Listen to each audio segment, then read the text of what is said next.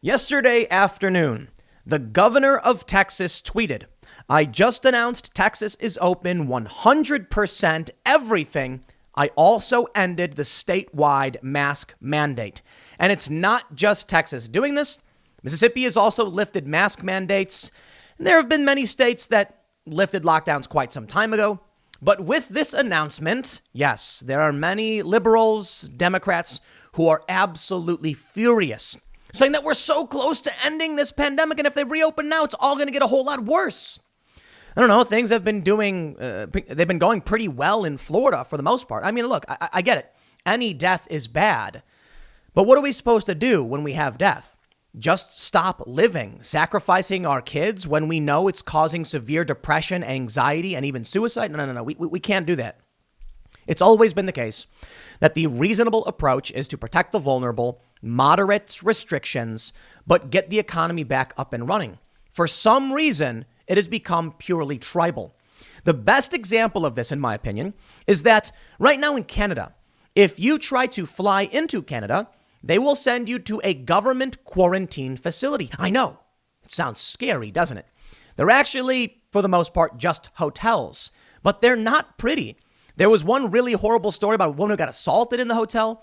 There's one story from a conservative journalist where he was given like cold freezer waffles to eat. So it doesn't seem all that fun. But Huffington Post and many leftist media outlets say it was great. I was in a hotel. I was chilling, relaxing. All in all, a good experience. And from the right, this is terrible and horrifying, and we should not be forced by government when we're healthy to quarantine for 3 days at our own expense in these hotels. The divide is right there. The left is saying, it's fine, just go to the hotel. It's no big deal. And the right is saying, no, we're not going to do it. I happen to fall on the side of don't give the authoritarians an inch because they'll take a mile.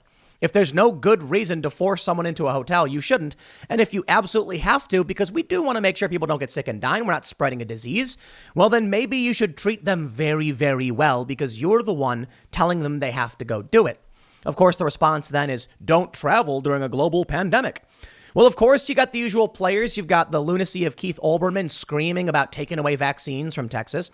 And you have Michael Moore saying much the same thing. And many leftist publications saying, Texas, what are you doing? You're going to ruin everything for everybody. Well, that's the benefit, I suppose, of being United States. The states decide for themselves. If you don't like what Texas is doing, I mean, it's kind of simple. Just enact more restrictions on your state, which seems to be the case. In Germany, for instance, and many other countries, they're only going to get more strict. And Joe Biden has now stated you can expect things to return to normal by this time next year. Where is that, Joe? You're talking about the United States? Okay, I guess. But if you live in Texas, Governor Greg Abbott says they are 100% open. So Joe Biden must only be talking to these blue states, which, well, then it makes sense why many of these more liberal types are upset over this. If they have to do it, you should too. There's a viral video recently where a guy, a month or so ago, maybe a couple of months ago, where a guy's actually harassing a woman in a grocery store because she wasn't wearing a mask. And the man actually says, does anybody think it's fair that we all have to wear masks and she doesn't? And there it is. The real anger we see is not that the lockdowns are being lifted. They're upset that they have to lock down in their blue states, and Joe Biden says so. And Republicans don't have to. Young people, not even particularly political ones, are probably going to go celebrate and party now that they can. Well, let's read this story and see what's going on, and we'll talk about the latest political rhetoric, and I'll show you where the divide is. I mean, it's very obvious. The left says lock it down, it's fine. The right says no. Before we get started, however, head over to timcast.com and become a member to get access to exclusive members-only segments of the Timcast IRL podcast. Conversations YouTube typically does not allow us to have are available at timcast.com. We set this up in the event that we get banned. We have some way to keep producing content, and we're going to be expanding. So your membership really does support the growth of my network and new shows and new channels, which will be coming. But don't forget, like, share, subscribe, hit that notification bell. Let's read the first story from NBC News. They say, Texas and Mississippi to lift mask mandates and roll back COVID restrictions.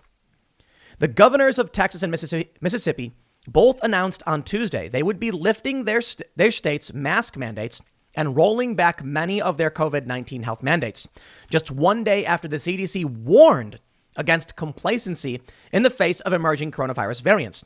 It is now time to open Texas 100%, Texas Governor Greg Abbott said Tuesday at Montelongo's Mexican restaurant in Lubbock. COVID has not suddenly disappeared, he said, but state mandates are no longer needed. Shortly after Abbott's announcement, Governor Tate Reeves announced that he would end Mississippi's statewide mask mandate effective Wednesday of this week. You may have seen my segment the other day. If you didn't, you can check it out. Texas has entertained, or some individuals in Texas have entertained the idea of seceding from the union. I know many people say it's absurd, but this is what I don't understand.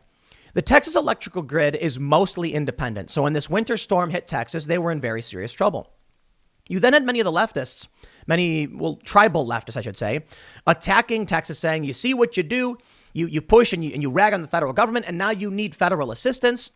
And I'm like, why aren't you in support of Texas secession? You know what I mean? Like, if you think what Governor Greg Abbott is doing is bad and that it's going to spread COVID, then shouldn't you be like, by all means, secede and we'll put up borders around your state so that sick people can't come in? Well, then you got a different predicament, because then the southern border of the United States would need border security and perhaps border walls to keep out those who might be sick. So then my question is this. When it comes to the issue of immigration, no one on the left seems to care about people coming through the borders without any check, without any tracking system, so that we know who's coming in, why they're coming in. And many of these people have no vaccinations and may very well be sick as well. It's why we closed down the border in the first place. So I don't think you get to be angry with Texas and their porous borders over their lack of restrictions, because guess what? Mexico is also particularly lax when it comes to coronavirus. So what's the difference? If people come from Mexico into the U.S. and Mexico isn't enforcing COVID restrictions as heavily as the U.S. is, well, then you run the risk of COVID spreading. Maybe there needs to be a little bit of consistency. I don't know, just pick one. You want to say we don't like what Texas is doing? Okay, well, then enforce the southern border. You want to say we don't like what they're doing? Well, then do you support their secession? Then you got to secure the border, as it were. Well, let's read a little bit more. Quote, our hospitalizations and case numbers have plummeted, and the vaccine is being rapidly distributed, Reeves tweeted. It is time. On Monday, CDC Director Rochelle Walensky strongly cautioned against the very rollbacks that Abbott and Reeves were about to implement. Quote, I am really worried about reports that more states are rolling back the exact public health measures we have recommended to protect people from COVID-19, Walensky said. Please hear me clearly.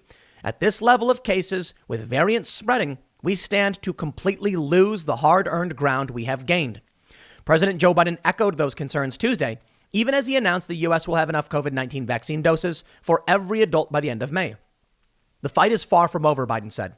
Though we celebrate the news, I urge all Americans, please keep washing your hands, stay socially distanced, wear masks. Abbott said his new executive order would rescind most of his prior COVID-19 executive orders and that all businesses would be allowed to open 100% effective March 10th. The end of the mask mandate makes Texas, population 29 million, the largest state to end a rule aimed to slow the spread of the coronavirus pandemic.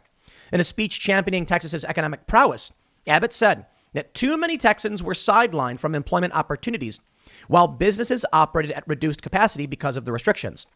Abbott said the Lone Star State is today in a completely different position than it was when Abbott first issued a coronavirus executive order in March 2020. Quote, we now have vaccines, Abbott said, adding that Texas set a one-day record of vaccine administration on Tuesday and is now averaging 1 million vaccine dose administrations per week. Abbott also claimed that the millions of Texans who caught and recovered from COVID mean that millions, quote, have the proven ability to beat the disease.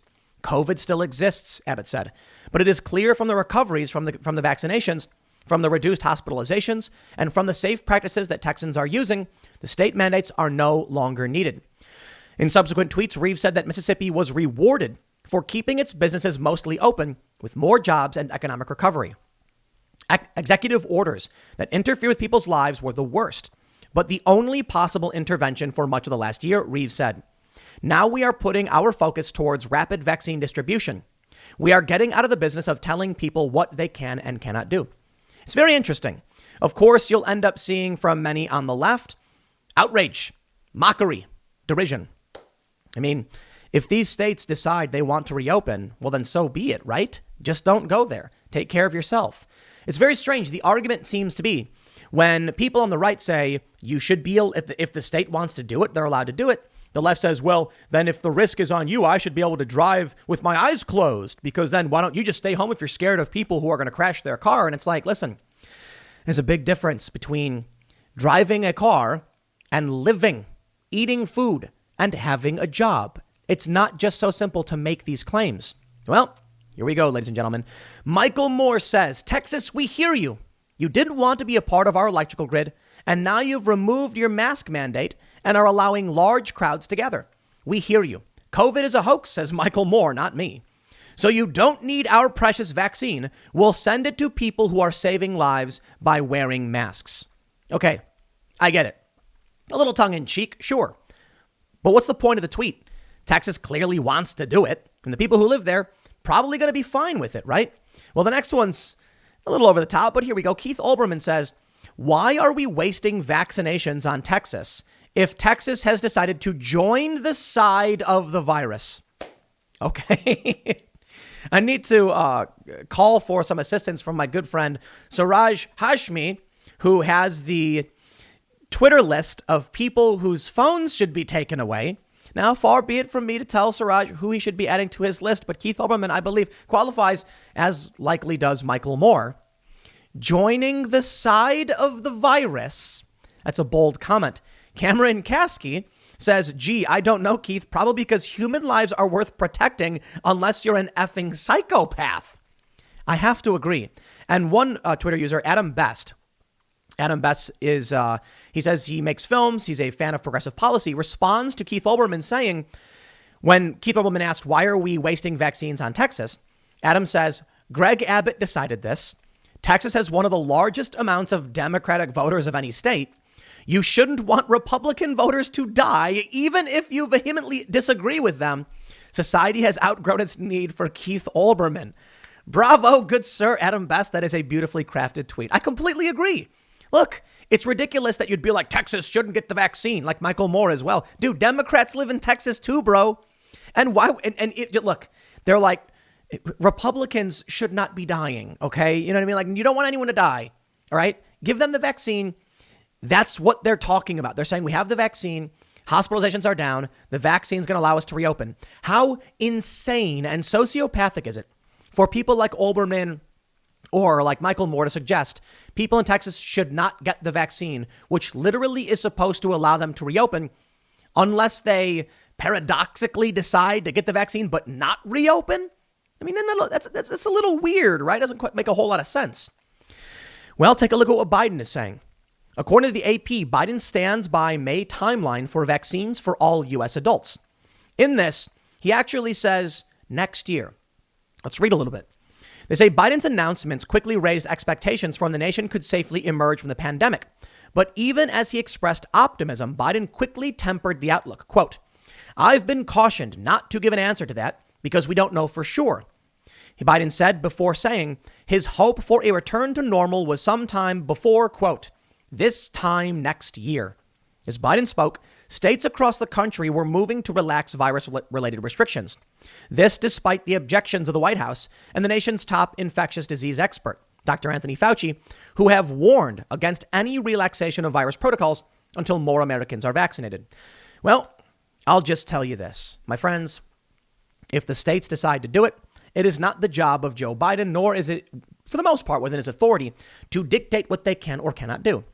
I remember when everyone was mad saying Donald Trump should have used the war powers to mandate all of the states, lock everything down. Yeah, the president could theoretically do that. It is a bold move that would likely result in very serious anger and potentially the shattering of confidence in the American system. If you have somebody who lives in the middle of, West Virginia, and there's a federal mandate from Joe Biden, these people are going to say no. And then what do? Send in the feds, send in DHS. You can't send them everywhere, which would be dangerous precedent for the federal government, because then you'd get a whole bunch of people being like, hey, look, no feds are actually coming to do anything. And then you break confidence in the actual federal government, which is one of the reasons Joe Biden probably would not do this, and probably one of the reasons Trump didn't do it either, aside from the fact that Trump was pro remaining open for the most part, and some states never really shut down. But it would be a really dumb move to sacrifice the credibility of the federal government simply to make a point, I guess. Sorry, it can't happen. If the states don't want to do it, this is the rock and the hard place. But don't worry, it's not just Keith Olbermann and Michael Moore who are ragging on Texas. There's, of course, left-wing organizations, news outlets like Slate, for instance, that rags on Texas. The headline says Texas governor declares state 100% open because Texas is still Texas.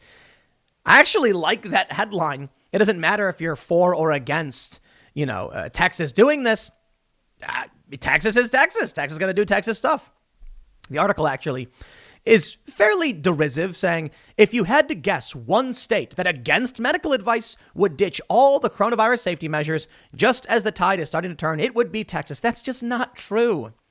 Texas is opening 100%, but there still are some protections in place. Notably, people are expected to get vaccines, and they're probably still going to have to social distance at some capacity, but they're allowing everyone to open up.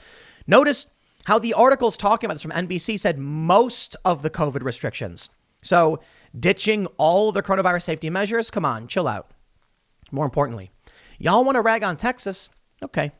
Texas isn't the only state lifting COVID-19 restrictions. From Business Insider, here's how 11 other states and cities are easing lockdowns, despite the CDC insisting that now is not the time. Which brings me to another interesting point. I know I may be saying it's the blue states that, for the most part, are going to be locked down, and it's these Michael Moore and Keith Olbermann types who are like, if I have to do it, you have to do it. Otherwise, you don't get the vaccine. Yeah, well, Michigan, Chicago, there are many jurisdictions that are starting to ease up the restrictions. Jurisdictions easing the restrictions. So Business Insider says the CDC warned Monday of a potential resurgence of COVID in the U.S. despite a dip in numbers of new cases nationally. Quote, at this level of cases, with variants spreading, we stand to completely lose the hard-earned ground we have gained, Rochelle Walensky, the head of the CDC, said. Now is not the time to relax the critical safeguards that we know can stop the spread of COVID-19 in our communities. Texas is not the only place. Check it out. They say Mississippi, Louisiana, and Michigan, as well as Chicago and San Francisco, all made announcements to ease restrictions on Tuesday, though the details varied. Montana, Iowa, North Dakota, and Mississippi have already waived mask-wearing restrictions, and Michigan has eased other lockdown restrictions. Florida, Georgia, and South Carolina have not enforced statewide mask mandates throughout the pandemic. In Florida and South Dakota, schools and businesses have been widely open for months. More than 35 U.S. states have kept their mask-wearing rules in place, albeit with variable enforcement. They say here are some of how the cities and states are easing their restrictions. Chicago, they announced Tuesday that hospitality, sports, and performance venues could increase to 50% capacity, up from 40. The maximum number of people is 50, or 20 people for indoor fitness classes. Curfews were also extended. The changes were effective as of Tuesday. San Francisco, they say that indoor dining and fitness and museums, movie theaters would be allowed to reopen at limited capacity. Louisiana also opened up. Michigan, Mississippi, North Carolina, Arkansas, Massachusetts, Washington, Montana, Iowa. So it's not just Texas. It's just an easy click rage bait piece of garbage. So I ask you this, Mr. Olbermann and Mr. Michael Moore. And I'll add this too. Michael Moore once donated to my work back in the day during Occupy Wall Street. I'll ask you this. Would you like to please come out and issue those statements targeting the blue states and cities that are also easing their restrictions? Because it's not just red states. Now, I get it. Maybe the response would be Chicago didn't wipe out every rule and San Francisco didn't wipe out every rule. But yeah, well, neither did Texas for the most part. Only most of them. So where's the line? That's the question I have. What was the one thing that Texas did you disagree with? Was it the amount of people allowed to be at a diner? Because I got to tell you, I don't think you can accurately quantify the amount of people that is too many people. You're not the expert. And these states have their own, health experts who advise on what they should or shouldn't do. So long as we stay locked down permanently, even in the face of this virus, I got to tell you, it's absolutely insane. Just the other day, Tucker Carlson said lockdowns are killing our children and everyone knows it, including teachers' unions. Union leaders push school closures, then send their own kids for in-person instruction. I did briefly mention this the other day as well. I believe it was the president of the California's Teachers Union who sent his own children to a private school while saying that schools are not safe to be reopened. And I have a question for you. Do you think there may be an ulterior motive as to why they're doing all of this, why they're locking everything down? If they know kids are dying, if there are blue areas that are easing restrictions as well, why are there so many leftists advocating or demanding we stay locked down? Because mind you, it's not all of them. Like I said, Chicago and SF are easing restrictions. So who's Michael Moore to defy these people? I wonder. Forbes, a report from Carly Porterfield says the world needs, it's a report, world needs equivalent of pandemic lockdown every 2 years to meet Paris carbon emission goals. Interesting. There was an article from the New York Times about how the earth is healing amid this lockdown. My friends, we are fastly approaching the anniversary of the 15-day lockdown to slow the spread. The anniversary. And Joe Biden's implying it will be on the second anniversary will actually end the 15 days to slow the spread. I have to wonder, is there a political motivation for locking everything down? There very well may be. People who fear that we have 10 years or 8 years until the world ends. Conveniently, there's a pandemic to lock everything down. Look, I'm not saying that's the case. I'm not advocating for any kind of conspiracy. I'm saying there are certainly people who recognize that their political goals and desires are being met amidst this lockdown. You got to take into consideration, while there may not be a grand conspiracy, there probably isn't. There's certainly people probably going, should we take the risk to reopen? And then someone says, well, look, there is a risk. That's true. But there also is the political benefit of reducing carbon emissions. So why don't we err on the safe side and just go for it? It is a factor contributing to why we are remaining locked down. But it also means that the economy is going to be just continually decimated, just nonstop.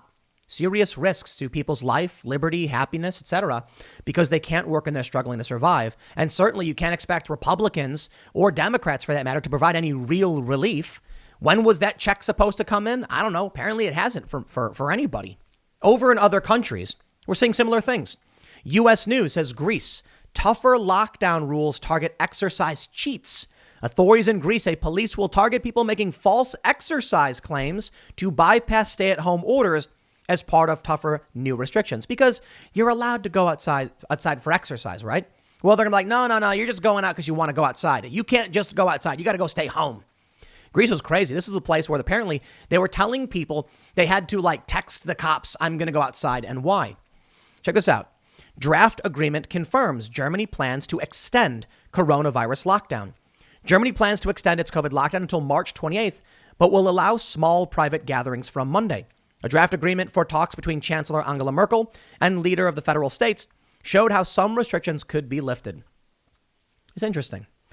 Why the lockdowns remain in some parts of the world, in some countries, in some states, and not in others. Could there be a political motivation, or at the very least, a political bias? Yes, I think that's absolutely obvious. First, I want to show you this from Rebel News. Rebel News' no COVID jail. We need to protect our fellow countrymen from Trudeau's state-sanctioned kidnappers. That is a very bold and bombastic statement coming from Rebel News. They talk about, well, let me read it. They say, my friend and colleague Cian Bexty has been doing hard time without parole in one of Trudeau's COVID jails. Cian was nabbed at the Calgary airport after being sent on assignment in Florida. He was doing real journalism, investigating what life is like in the Sunshine State, where Republican Governor Ron DeSantis rejected lockdowns from the very beginning. Unlike CBC's boss lady Catherine Tate, who lives in New York, yet routinely commutes back to Canada to collect her taxpayer-funded salary, Cian was not offered the same exceptions to the new forced hotel quarantine that many bailout journalists receive. Though journalism, which Cian was obviously absolutely doing, is one of those exempt professions like trucking or energy production. Cian knew he would be snatched up and shuttled off to the hotel, but he is making the best of a terrible infringement of his rights by documenting what he experiences. From the airport testing procedures to life inside the overpriced hotel, where he gets just a handful of fresh air breaks per day out of his room, all of which come with a constant security escort. It's not the end of the world. It's not jail to be put in a hotel necessarily. But I gotta tell you, the jails in Sweden are probably better accommodation than the Westin Hotel or wherever he may be. And I'm not trying to disparage the hotels. Prisons in Sweden and Norway, for that matter, really nice. And they're really nice. So if you're forced to go here, even for a few days, and you got to pay for it, is pretty bad. I err on the side of don't give them an inch at all. Don't justify them taking someone without legitimate cause. And it's an argument over what's legitimate. I think if there's no test confirming that you're sick, you tell them go home and quarantine. Where do you plan on staying? At your house? Go home. And that's what this journalist said. Kean said, I could just go home for 14 days. It's no big deal. No. They want you to go to a hotel and they force you to do it. Well, so here's the bias. Take a look at this article from the Huffington Post.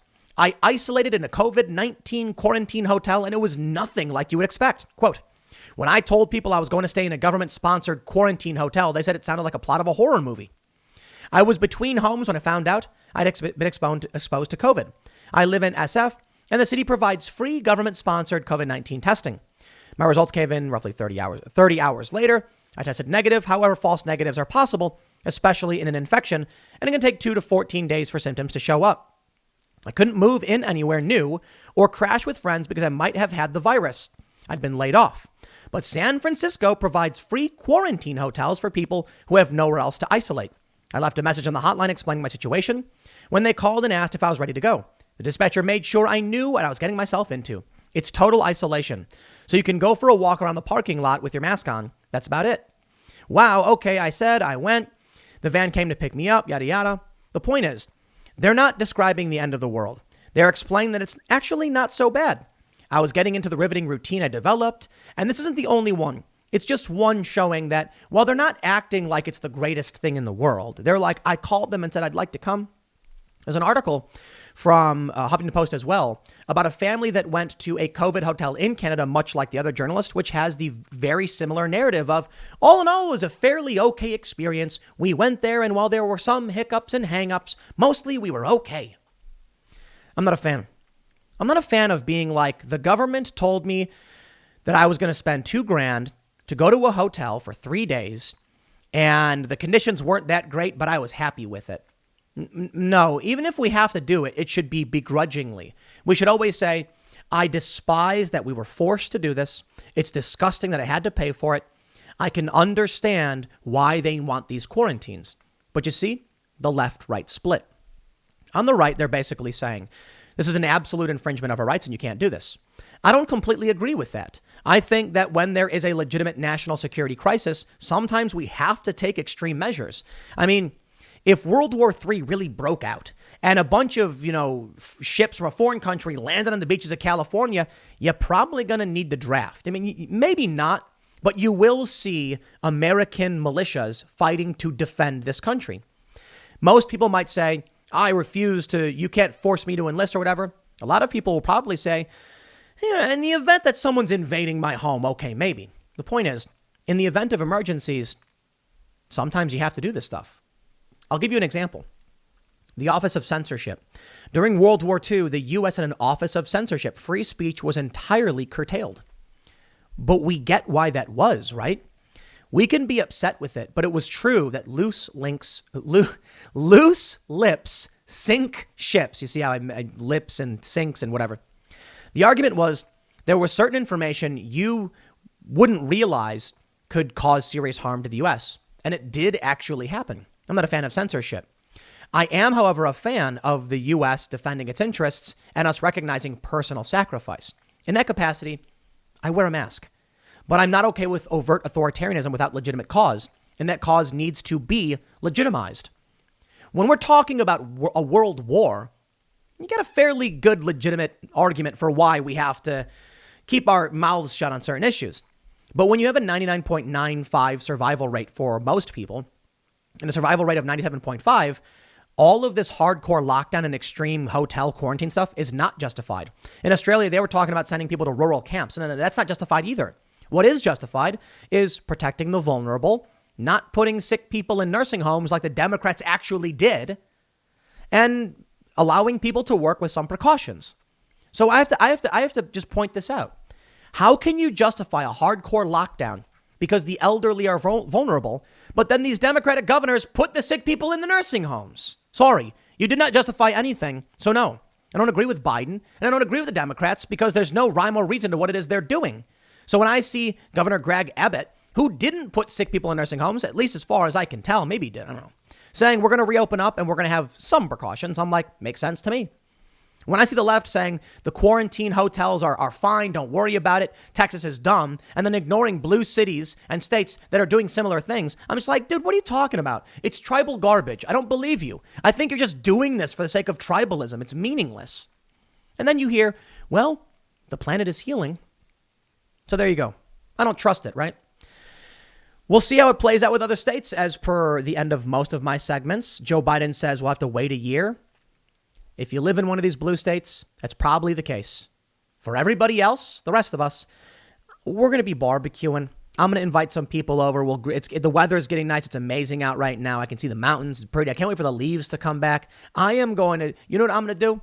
I tell you this, Portillo's, okay? You guys know the secret of Portillo's? Shout out to Chicago local Portillo's. You get bratwurst. Do they have brats? They have Polish sausage. They got Italian beef. And you get something called giardiniera. I'm going to order up a bunch of this. We're going to put it all on the grill. And we are going to have an amazing cookout. We'll get some veggies up on the grill. It's going to be beautiful. Nobody's going to be wearing a mask. Why? We're in the middle of nowhere. I'm not going to invite the world. Don't freak out. Tim's getting all these lefties are like, Tim's having big party. We're going to have a small handful of people. Well within the guidelines. We'll take it seriously. But you guys, wait till next year, I suppose. I'll leave it there. Next segment's coming up tonight at 8 p.m. over at youtube.com/TimCastIRL. It is a live show. We will take your comments. Thanks for hanging out, and we will see you all then.